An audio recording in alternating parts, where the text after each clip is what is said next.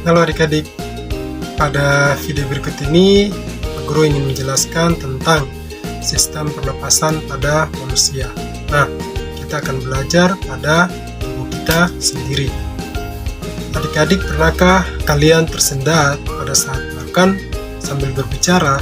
Nah, untuk mengetahuinya, mari kita belajar sama-sama pada video berikut ini. Adik-adik tahu tidak definisi tentang bernapas? Menurut KBBI, napas ialah udara yang masuk melalui hidung dan juga mulut dan akan dikeluarkan melalui paru-paru. Sehingga definisi bernapas sendiri ialah aktivitas yang tidak kita sadari dengan proses pertukaran gas antara makhluk hidup dengan lingkungannya. Gas yang kita hirup ialah O2 yaitu oksigen, dan gas yang kita keluarkan adalah CO2. Nah, untuk mengetahuinya lebih lanjut, adik-adik bisa memperhatikan video tentang organ pernapasan berikut ini. Adik-adik, organ pernafasan pada manusia dimulai dari hidung, faring, laring, trakea, bronkus, dan paru-paru yang berisi alveolus. Gas oksigen masuk ke dalam hidung. Lihatlah, ada selaput lendir dan rambut halus. Rambut halus berfungsi dalam menyaring udara, kotoran, bakteri, dan penyakit. Sedangkan selaput lendir berfungsi untuk mengatur suhu udara yang akan masuk ke paru-paru dan mengatur kelembaban udara agar sesuai dengan kelembaban tubuh. Selanjutnya, oksigen masuk ke tenggorokan. Pada tenggorokan terdapat faring, laring, dan trakea. Ketika udara dihembuskan melalui faring, pita suara bergetar dan laring menghasilkan suara. Pada dinding dalam trakea terdapat selaput lendir dan rambut halus yang selalu bergetar, berfungsi untuk menghalangi benda-benda asing yang akan masuk ke paru-paru.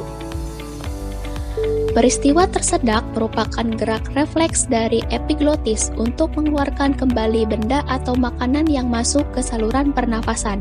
Jadi, kita tidak boleh berbicara pada saat makan ya, agar makanan tidak salah masuk. Trakea adalah saluran yang menghubungkan laring dengan bronkus. Ujung trakea terdapat bronkus, yaitu percabangan yang menghubungkan trakea dengan paru-paru kiri dan paru-paru kanan.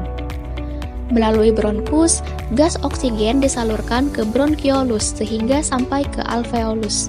Alveolus mempunyai pembuluh darah di mana terjadi pertukaran atau difusi gas oksigen dan karbon dioksida.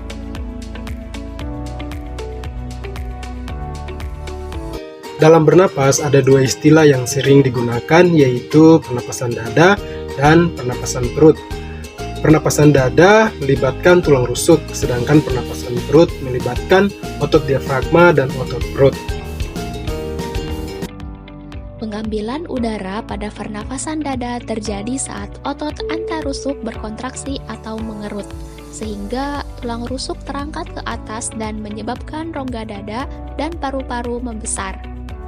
Jadi, pengeluaran udara terjadi saat otot antarusuk berelaksasi atau mengendur. Tulang rusuk turun ke posisi semula sehingga rongga dada dan paru-paru mengecil. Sedangkan pengambilan udara pada pernafasan perut terjadi saat otot diafragma berkontraksi. Posisi diafragma mendatar dan menyebabkan rongga dada dan paru-paru membesar. Jadi, pengeluaran udara terjadi saat otot diafragma berelaksasi. Posisi diafragma melengkung ke atas, lalu menyebabkan rongga dada dan paru-paru mengecil. Kelainan atau penyakit yang menyerang sistem pernapasan pada manusia disebabkan oleh beberapa faktor, diantaranya adalah infeksi bakteri dan virus, dan juga faktor genetika serta pola hidup yang kurang baik. Kelainan atau penyakit seperti apa? Yang pertama, asma, gangguan yang disebabkan terjadinya penyempitan saluran pernapasan yang menyebabkan kesulitan bernapas. Yang kedua, bronkitis merupakan peradangan pada lapisan dinding bronkus atau bronkiolus. Yang ketiga, TBC merupakan penyakit yang menyerang paru-paru. Yang keempat, influenza merupakan penyakit yang menyerang saluran pernapasan bagian atas, yaitu hidung, sehingga kita dapat bersin-bersin. Nah, tapi adik-adik jangan takut bahwa ada cara untuk menghindari beberapa penyakit-penyakit yang telah disampaikan, yaitu yang pertama kita berolahraga dengan teratur, yang kedua makan makanan yang bergizi, yang ketiga hindari lingkungan yang berisiko, yang keempat tidak merokok atau menghindari asap rokok. Dengan cara seperti begitu kita dapat sehat.